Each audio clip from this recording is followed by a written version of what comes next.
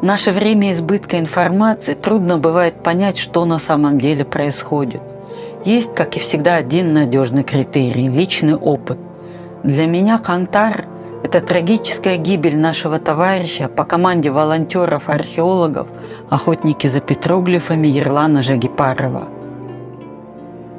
6 января ко мне дозвонилась капитан нашей команды Ольга Гумирова и встревоженно спросила, как у меня дела. Я была дома в Астане со своей семьей. Когда появлялась связь, Ольга обзванивала друзей и членов своей команды.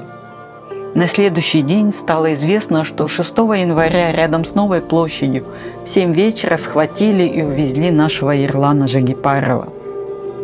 Ерлан успел дозвониться другу и сообщить, что его задержали солдаты Национальной гвардии.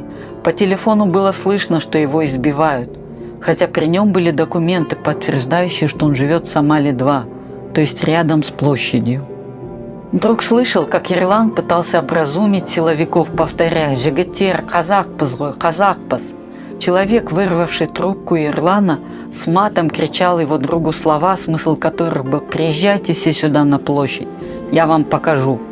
Спустя какое-то время телефон Ерлана был отключен. Когда я узнала об исчезновении Ерлана, боль и страх этих дней за судьбу страны, за мирных митингующих прорвались наконец слезами. Мне казалось, я уже не могу так плакать, слишком много потерь мне довелось пережить. Но слезы лились и лились. 11 января, после 4 дней поисков, тело Ерлана нашли в морге, в наручниках.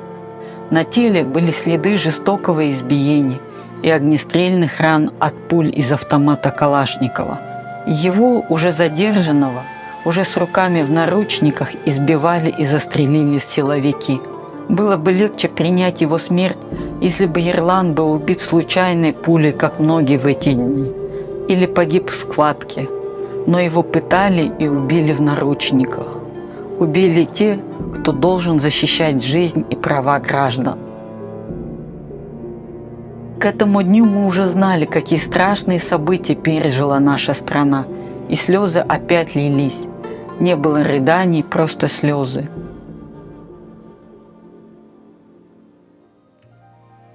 Я всего 2-3 раза была в экспедициях с Ерланом.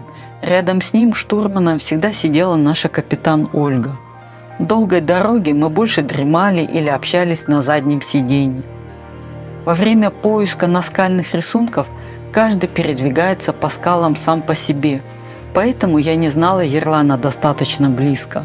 Меня только удивляло его неиссякаемое любопытство, точнее любознательность и настойчивость, когда он начинал расспрашивать Ольгу или профессиональных археологов о нюансах обнаруженных древних рисунков. Он не смущался и не скрывал своего незнания, засыпал археологов вопросами, как малыш-почемучка. Мы бродили по склону между отдельными скальными выходами в надежде обнаружить рисунки. Ерлан начал разводить костер, чтобы вскипятить чай. Мой сын-подросток с энтузиазмом помогал Ерлану. Он тоже обожает разжигать костры. Потом часто вспоминала тот день. И, конечно, Ерлана, надежного, вдумчивого, немногословного, готового заботиться и защищать своих спутников и древнее святилище, равнодушного к материальному. Как и мы, он любил эту степь. Недаром взял себе ник «Степняк» в Фейсбуке. Он любил своих предков-воинов.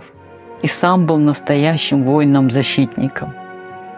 В январе, оплакивая потери, спросила своего сына, которому было уже 16 и который не раз бывал в самых разных поездках со мной, помнит ли он Ерлана Ага.